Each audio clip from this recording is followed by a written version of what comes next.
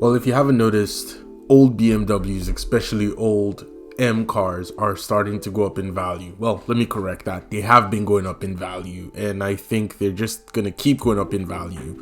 And that's what we're going to talk about today. My name's MJ. Thank you for, clicking this video, and let's talk about it. So I personally drive an E36 M3, which I've talked about on and on this channel. If you haven't seen any of the other videos, I'm going to link them in the description below so you can check them out. But one thing I do appreciate with cars like the E36 M3 and the E39 M5 is the timeless design. They were built very, very simply, very not in your face like all this newer cars with all the hood vents and the hood scoops and the different badging and the flared fenders and all that funny stuff. Yeah, the E46 M3 does have some flare fenders, but it's different today in the M cars. The M4s, M5s, M3s, M2s, all of them are pretty much in your face. The E46 M3s and the E39 M5s, even the E30 M3s were just very laid back, not in your face, not like look at me. They were just chill, and that's a good thing about them, and that's why I think the designs are going to age very well, and they have been and will continue to do that.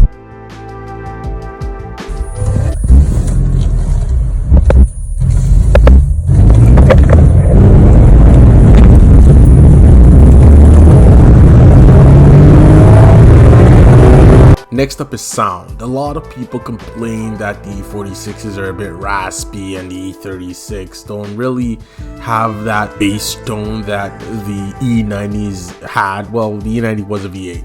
Let's get over it.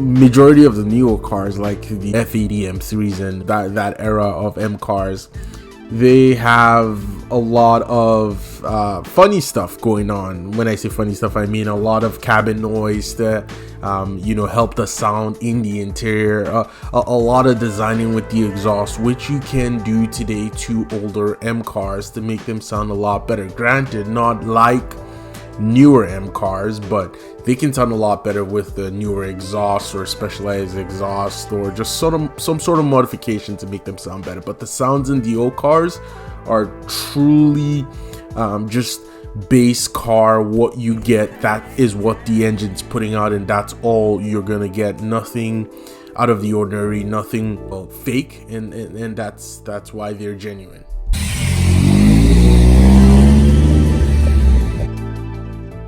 It's usually interesting when you say an old car is unique. The older M cars are very unique in the sense that they're not very much around, especially here in Toronto. You barely see E30 M3s or E36 M3s. You see the occasional E46 M3 here and there, depending on what part of town you live in, but they aren't all that popular.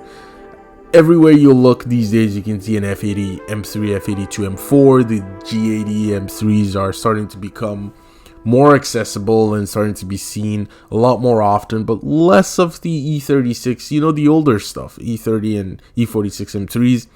And as the years go by, they're even going to become less popular as more of them crash and people are buying them to use them for parts. We're going to discuss that in a different video, but they're going to become less and less popular, and it's going to drive up demand, drive up the value, and that's just the car market. And this is why M cars are also going to be more desirable as the years go by.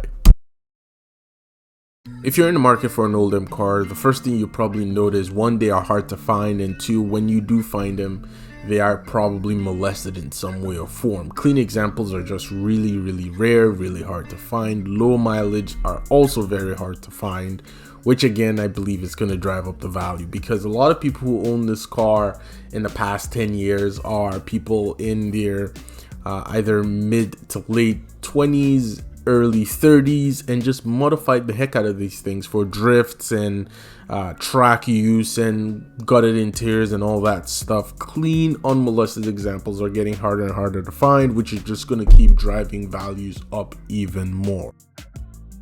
And lastly, a very vital reason why these cars are going to keep going up in value is simply the way they drive. E36 M3 had about 330 horsepower. The E39 M5 had 394 horsepower or 95 horsepower thereabout.